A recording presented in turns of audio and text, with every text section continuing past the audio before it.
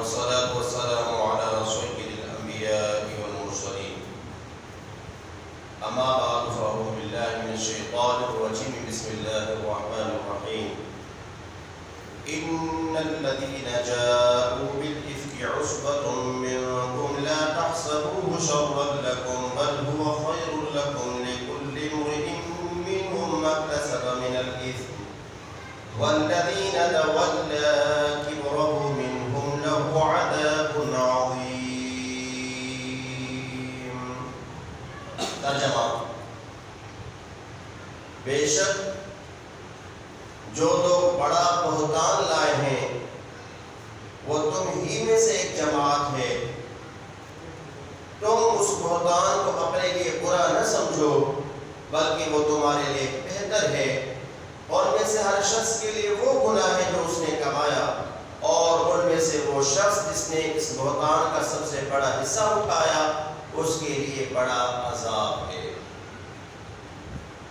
سورہ نور کی آیت نمبر 11 ہم نے سنی.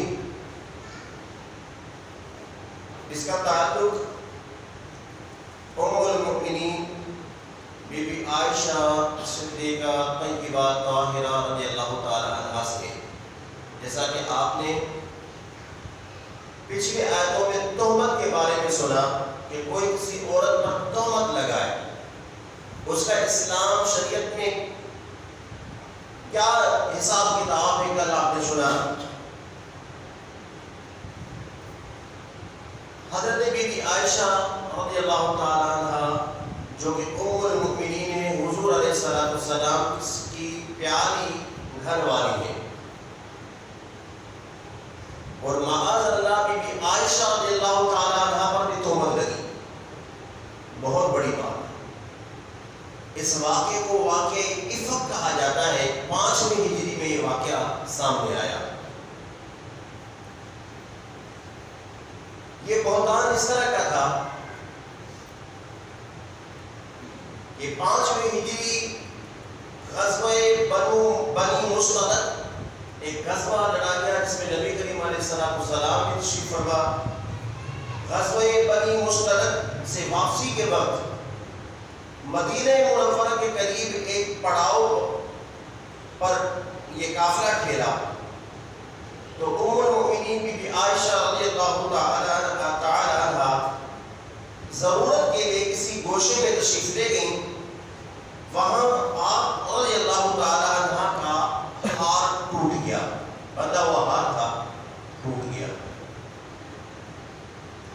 آپ رضی اللہ تعالی عنہ تلاش میں مصروف ہو گئیں. ادھر قافلے والوں نے آپ کا محمل شریف اونٹ پر کس دیا. کجاوا جو تھا بی بی عائشہ رضی اللہ تعالی عنہ کا انہوں نے کس دیا تھا کہ آپ بی بی عائشہ رضی اللہ تعالی عنہ اس پر بیٹھیں گی اور قافلہ چل پڑے گا. کجاوا جو ہے وہ جب پڑاؤ ہوتا تو کجاوے وغیرہ جانوروں سے اتار کر رکھے جاتے. اب اتار کر رکھے گئے تھے. اب قافلے کی روانگی ہے، اونٹ کے اوپر کجاوا کس دیا گیا. اب بیٹھنے کی بات ہے. بی بی عائشہ رضی اللہ تعالی عنہ بیٹھیں گی، خواتین بی بی عائشہ رضی اللہ تعالی عنہ پیچھے، قافلہ آگے جانے لگا ہے. اب اتنے میں سوال ہونے لگی کہ آپ کا ہار آپ کو نہیں ملا. ادھر ادھر بڑا تلاش کیا، ہار نہیں ملا. اتنے میں ٹائم گزرا کہ تلاش کی گئی کہ کہاں چلا گیا ہار، اور اتنے میں جو قافلہ اٹھنا تھا اور وہ چلنا تھا وہ چل پڑا.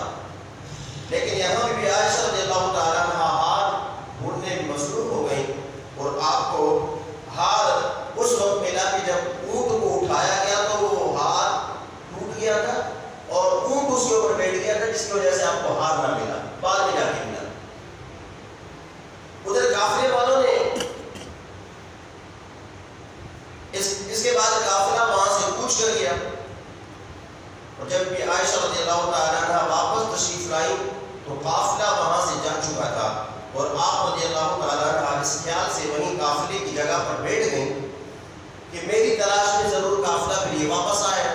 کیونکہ آپ ایک گوشے میں چلی گئی تھی جہاں پر قافلہ کا ٹھہراؤ تھا، وہاں ایک سائڈ چلی گئی تھی کیونکہ خواتین ہمیشہ سائڈ میں رہتی ہیں، بیٹھتی ہیں.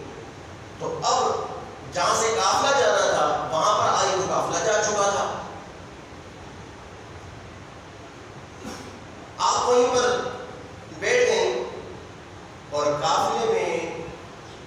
ہوتا تھا، عام طور پر قافلے میں ایک شخص کافی پیچھے سے، اس کو کہا جاتا کہ آپ پیچھے سے آئیں، قافلے میں کوئی بھی اس طرح کا واقعہ ہو، کوئی چیز گر جائے، کوئی پڑ جائے، تو آپ کی ذمہ داری ہے کہ وہ اٹھاتے ہوئے پیچھے سے آنا ہے۔ ایک شخص کو قافلے میں بہت پیچھے ہٹا دیا جاتا تھا کہ وہ آ کر قافلے کے پیچھے پیچھے آتا، اور کافی دور سے وہ پیچھے پیچھے اس قافلے کی نگرانی کرتا ہوا آتا تھا کہ کوئی بھی نقصان نہ ہو۔ اب اس قافلے میں جو پیچھے سے آدمی آنے والا تھا، صحابہ رسول حضرت صفوان رضی اللہ تعالیٰ عنہ تھے۔ جب وہ اس جگہ پر آئے، قافلے کے یہاں سے پیچھے سے آئے، جہاں پر بھی عائشہ رضی اللہ تعالیٰ عنہ تشریف فرما تھی کہ اب قافلہ واپس مجھے دیکھے گا، نہیں ملوں گی تو ضرور وہ واپس آئے گا، اور اتنے میں پیچھے سے آنے والے صحابی حضرت صفوان رضی اللہ تعالیٰ عنہ بھی اسی مقام پر پہنچے، تو آپ نے جب ایک خاتون کو دیکھا تو بآواز بلند پڑھا، انا للہ و انا الیہ راجعون۔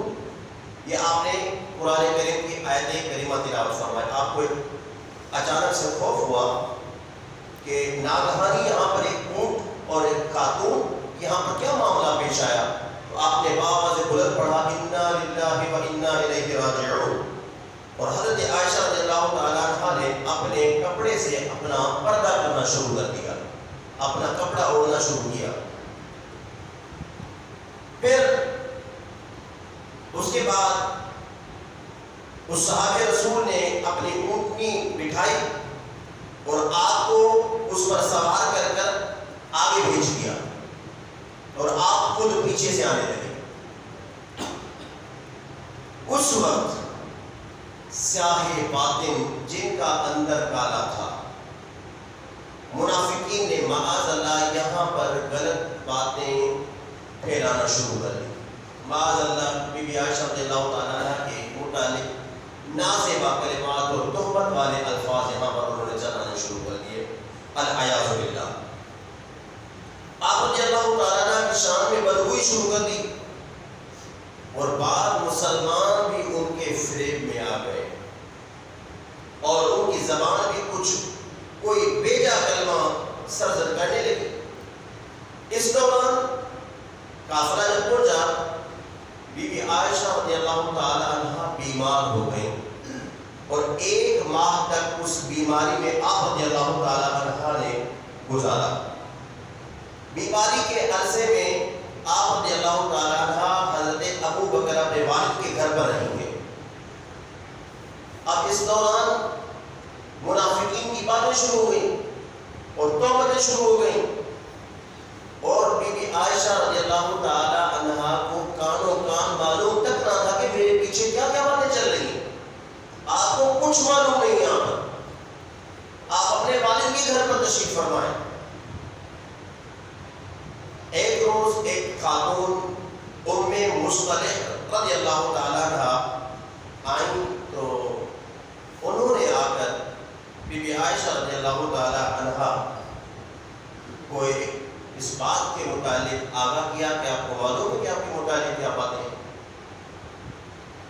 یہ خبر جب بی بی عائشہ رضی اللہ تعالی عنہ کو معلوم ہوئی تو کتاب میں آتا ہے کہ آپ کی بیماری مزید بڑھ جاتی ہے، مزید بیمار ہو جاتی ہیں، اور بی بی عائشہ رضی اللہ تعالی عنہ اس صدمے میں اتنا روئی کہ آنسو نہ تھمتے تھے، اور نہ ایک لمحے کے لیے نیند آتی تھی۔ اس حال میں دو عالم صلی اللہ علیہ وسلم پر ایک ٹائم گزرا کہ وحی نازل نہ ہوئی، تو اس پر منافقین اور شور شرابہ کرنے لگ گئے کہ نبی کریم علیہ السلام کو اگر خبر ہوتی اس معاملے کے بارے میں تو ضرور کہہ دیتے، کیوں نہیں فرما رہے؟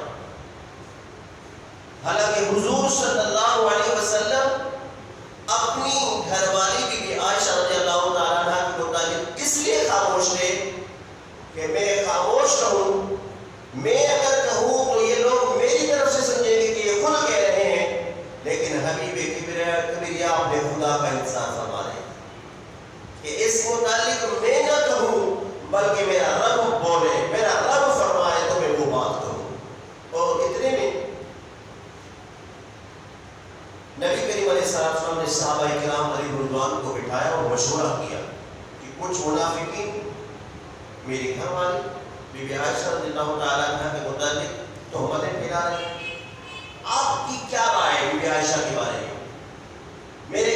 بارے میں آپ کی کیا رائے ہے؟ اب جو صحابہ نے، 4 یاروں نے، جو صحابہ دیگر نے جو باتیں کی ہیں، آپ سنیں تو آپ دنگ رہ جائیں، آپ کی عقلیں دنگ رہ جائیں۔ حضرت عمر فاروق سے میرے مصطفیٰ کریم نے مشورہ طلب کیا، آپ بتائیں اس متعلق آپ کی کیا رائے؟ حضرت عمر فاروق رضی اللہ عنہ کے الفاظ سنیے۔ آپ فرمایا منافقین یقینی طور پر جھوٹے ہیں، ام المؤمنین یقینی طور پر پاک دامن ہیں۔ اللہ تعالیٰ نے نبی کریم علیہ السلام کے جسم کو مکھی کے بیٹھنے سے بھی محفوظ رکھا ہے۔ یا رسول اللہ، آپ کا جسم تو اس طرح پاک ہے کہ آپ کے جسم پر مکھی بھی نہیں بیٹھتی، کیونکہ وہ نجاست پر بیٹھتی ہے۔ تو یہ کیسے ہو سکتا ہے کہ آپ صلی اللہ علیہ وسلم کو بد عورت کی صحبت سے محفوظ نہ رکھے میرا رب کریم؟ وہ عورت آپ کے ساتھ کیسے رکھے اگر وہ بد ہو تو؟ ایک مکھی تو آپ کے جسم پر میرا رب برداشت نہیں فرماتا، تو ایک عورت اگر بد ہو تو وہ کیسے رہ سکتی ہے آپ کے پاس؟ یہ عمر فاروق رضی اللہ تعالیٰ کے الفاظ ہیں۔ پھر عثمان غنی نے بھی بات کی، تو عثمان غنی رضی اللہ تعالیٰ نے اس طرح آپ کی طہارت بیان کی حضرت بی بی عائشہ رضی اللہ تعالیٰ عنہ کے بارے میں، تو فرمایا اللہ تعالیٰ نے آپ کا سایہ زمین پر نہ پڑنے دیا۔ یا رسول اللہ صلی اللہ علیہ وسلم، اللہ نے آپ کا سایہ زمین پر نہ پڑنے دیا کہ اس سائے پر کسی کا قدم نہ پڑے۔ تو جو پروردگار آپ کے سائے کو بھی محفوظ رکھتا ہے تو کس طرح وہ آپ کے اہل کو محفوظ نہ فرمائے؟ آپ کے سایہ بھی میرے رب نے محفوظ کیا ہے، تو آپ کے ذات کو کیسے نہیں محفوظ رکھے گا؟ اور مولا علی مشکل کشا بھی موجود ہے۔ حضرت علی سے بھی رائے، علی آپ بتاؤ، منافقین نے کچھ رائے اور توبت لگائی، آپ کی کیا خیال ہے؟ آپ کا کیا ارادہ ہے، کیا خیال ہے؟ حضرت علی رضی اللہ عنہ نے فرمایا ایک جوں، سر کی جوں، ایک جوں کا خون لگنے سے، نبی کریم علیہ السلام کے نالے پاک میں جوں کا خون لگ گیا، حکم ہوا کہ نالے پاک اتار دیجئے کہ آپ کے یہاں جوں کا خون لگا ہوا ہے۔ فرمایا کہ ایک جوں کا خون لگنے سے پروردگار نے آپ کو نالین اتارنے کا حکم دیا، تو جو پروردگار آپ کی نالین شریف کی اتنی سی آلودگی کو گوارا نہ فرمائے تو کیسے ہو سکتا ہے کہ آپ کے اہل کی آلودگی کو گوارا کرے؟ یہ پھر کیسے ہو سکتا ہے کہ آپ کے نکاح میں جو ہو اور وہ اس طرح کی بات ہو؟ یہ کیسے ممکن ہے؟ اس طرح یہ میں نے 3 صحابہ کرام، حضرت عمر فاروق، عثمان غنی اور حضرت علی رضی اللہ تعالیٰ اور حضرت ابو بکر یہاں پر خاموش رہ گئے۔ فرمایا کہ میرے رب کا جب تک کلام نہ آئے تب تک ابو بکر کوئی رائے نہیں۔ اور ابو بکر صدیق خاموش ہے، آئے گی پاک دامنی۔ تو پھر کیا ہوا؟ اس طرح صحابہ کرام علیہ رضوان نے قسمیں کھائیں۔ آیت نازل ہونے سے پہلے بی بی عائشہ رضی اللہ تعالیٰ عنہ کی طرف سے آپ صلی اللہ علیہ وسلم کا دل انتہائی مطمئن تھا۔ آیت کے نزول نے ان کی عزت و شرافت اور زیادہ کر دی، اور بدگوئیوں کو بدگوئی اللہ تعالیٰ اور اس کے حبیب علیہ السلام اور صحابہ کرام کے نزدیک باطل ہے، اور بدگوئی کرنے والوں کے لیے سخت ترین مصیبت ہے۔ اور اللہ نے آیت کریمہ نازل فرمائی، کیا فرمائی؟ بے شک جو لوگ بڑا بہتان لائے ہیں وہ تم ہی میں سے جمع دیں، تم اس بہتان کو اپنے لیے برا نہ سمجھو بلکہ وہ تمہارے لیے بہتر ہے، اور میں سے ہر شخص کے لیے وہ گناہ ہے جو اس نے کمایا، اور ان میں سے وہ شخص جس نے اس بہتان کا سب سے بڑا حصہ اٹھایا اس کے لیے بڑا عذاب ہے۔ تو یہ سورہ نور کی پہلی آیت ہے جس میں بی بی عائشہ رضی اللہ تعالیٰ عنہ کی پاک دامنی کا ذکر موجود ہوا۔ پہلی آیت کریمہ جس میں بی بی عائشہ رضی اللہ تعالیٰ عنہ کی پاک دامنی، اور آپ کی پاک دامنی آپ آگے سنیں گے، آپ کی پاک دامنی پر اللہ نے ایک نہیں، اللہ نے 18 آیتیں نازل فرمائی۔ کتنی آیتیں؟ 18 آیتیں نازل فرمائی ہیں۔ اور بی بی عائشہ رضی اللہ تعالیٰ عنہ کے پاک دامنی پر جب آیتیں نازل ہوئی ہیں، آپ کی کیا رائے تھی بی بی عائشہ کی؟ بی بی عائشہ رضی اللہ تعالیٰ عنہ فرماتی ہیں میں فخر کرتی ہوں۔ کیوں؟ حضرت یوسف پر توبت لگی تھی، عزیز مصر مصر کے ساتھ بازار مصر میں حضرت یوسف بکے، عزیز مصر نے خریدا، بی بی زلیخا رضی اللہ تعالیٰ عنہ کے متعلق باتیں چلی. اب حضرت یوسف کہتا ہے میں سچا، بی بی زلیخا کہتی ہے کہ میں سچا، میں سچی. اب اتنے میں کیا ہوا؟ ایک بچے نے گواہی دی تھی کہ اگر حضرت یوسف کی قمیص پیچھے سے پھٹی ہوئی ہے تو یوسف سچا ہے، اگر آگے سے پھٹی ہوئی ہے تو خاتون سچی ہے. اور پھر اس بچے نے گواہی دی، گواہی کے مطابق دیکھا گیا کہ وہ قمیص پیچھے سے پھٹی ہوئی تھی، جسے ثابت ہوا کہ حضرت یوسف سچا ہے. بی بی عائشہ فرماتی ہے کہ حضرت یوسف کی پاک دامنی کی گواہی صرف ایک بچے سے میرے رب نے دلوائی تھی، لیکن میری پاک دامنی میرے خدا نے دی. بی بی عائشہ رضی اللہ تعالیٰ عنہ اس پر ہمیشہ خوش ہوتی تھی کہ ایک اللہ کے نبی حضرت یوسف کی پاک دامنی کی گواہی ایک بچے نے دی، مگر میری پاک دامنی کی گواہی میرا خدا دے رہا ہے. اور اس پر بھی ایک آیت نہیں 18 آیتیں میرے رب نے میرے متعلق نازل فرمائی. تو یہ ہے بی بی عائشہ رضی اللہ تعالیٰ عنہ کہ جس کے اوپر ان لوگوں نے بہتان باندھا تو بہتان کا جواب آیا. فرمایا وَلَا تَحْسَبُوهُ شَرًّا لَكُمْ، اس بہتان کو اپنے لیے برا نہ سمجھو، یعنی بہتان سے بچنے والوں تم اس بہتان کو اپنے لیے برا نہ سمجھو، بلکہ بہتان سے بچنا تمہارے لیے بہتر ہے. اللہ تبارک و تعالیٰ تمہیں اس پر جزا دے گا. اور بی بی عائشہ رضی اللہ تعالیٰ کی شان اور ان کی برکت ظاہر فرمائے گا. چنانچہ آگے ارشاد فرمایا لِكُلِّ امْرِئٍ مِّنْهُمْ، بڑی بات سمجھنے کی، ان میں سے ہر شخص کے لیے جس نے بہتان باندھا، فرمایا بہتان لگانے والوں میں سے ہر شخص کے لیے اس کے عمل کے مطابق گناہ ہے. جس نے جو بات کی، کسی نے طوفان اٹھایا اس پر اتنا گناہ آئے گا، اور کسی نے بہتان اٹھانے والے کی زبان کی موافقت کی اس پر اتنا گناہ آئے گا. کوئی بات سن کر ہنس دیا اس پر اتنا گناہ آئے گا. کسی نے خاموشی کے ساتھ سن لیا اس کے اوپر اتنا گناہ آئے گا. جس نے جو کچھ کیا اس کو اس کا بدلہ ملے گا. میرے رب کریم نے وَلِكُلِّ امْرِئٍ مِّنْهُمْ، جو جس نے کمایا اس کو ویسا بدلہ ملے گا. کہ ایک اللہ کے نبی کے متعلق، نبی کی گھر والی کے متعلق اتنی بری سوچ ہو گئی، اتنی گندی سوچ ہو گئی، اتنا بہتان باندھا. آگے ارشاد فرمایا وَالَّذِي تَوَلَّىٰ كِبْرَهُ مِنْهُمْ، اور میں سے وہ شخص جس نے اس کا سب سے بڑا حصہ اٹھایا. بڑا منافق کون تھا؟ جس نے سب سے پہلے بات کی. اس کے بعد پھر بعد اللہ کچھ مسلمان بھی اس کی باتوں میں آئے. تو یہ کون تھا؟ فرمایا بڑا بہتان والوں میں سے وہ شخص جس نے اس بہتان کا سب سے بڑا حصہ اٹھایا کہ اپنے دل سے یہ طوفان گھڑا.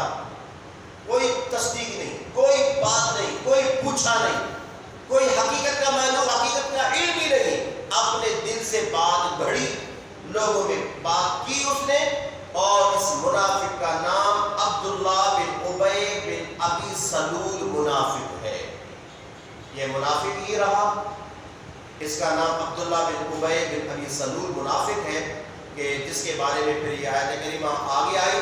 فرمایا جس نے سب سے بڑا حصہ اٹھایا وَالَّذِينَ تَوَلَّىٰ كِبْرَهُ مِنْهُمْ لَهُ عَذَابٌ عَظِيمٌ، میرا رب فرماتا ہے اس کے لیے سب سے بڑا عذاب ہے. تو یہ میرے رب کریم نے ان کی پاک دامنی کے متعلق آیت کریمہ نازل فرمائی، اور آگے بھی انشاءاللہ ہم سنیں گے. معلوم ہوا کسی کے بھی متعلق جب تک کوئی بات کنفرم نہ ہو بندہ اپنی رائے کام نہ کرے. اس کی سن لی یہ تو ام المومنین ہے، لیکن جس زمانے میں ہم جی رہے ہیں، جس محلے میں ہم جی رہے ہیں، کسی کے متعلق ہم کبھی بھی بدگمانی نہ کریں. بدگمانی کبھی نہ کریں. اعلیٰ حضرت رحمۃ اللہ تعالیٰ فرماتے ہیں کہ مرد اور ایک خاتون اکٹھے کھڑے ہیں تو آپ حسن ظن قائم کرو. ہو سکتا ہے اس کی بیٹی ہو سکتا ہے اس کی بہن ہو سکتا ہے اس کی بیگم ہو. کتنے اچھے گمان آ سکتے ہیں، لیکن کیا ہے؟ خبیث گمان خبیث دل میں پیدا ہوتا ہے. جو انسان خود خبیث ہوتا ہے، خود ناپاک اور خود گندا ہوتا ہے، تو پھر اس کے ارادے بھی گندے ہوتے ہیں. بندوں کو چاہیے کہ بندہ ہر انسان کے متعلق اچھی رائے قائم کرے، حسن ظن قائم کرے، بدگمانی نہ کرے کسی کے بارے میں. رب ذوالجلال ہم سب کو ان آیات کے متعلق، ہم سب کو ان آیات کے نور سے مستفید فرمائے. آمین بجاہ نبی الامین صلی اللہ علیہ وسلم.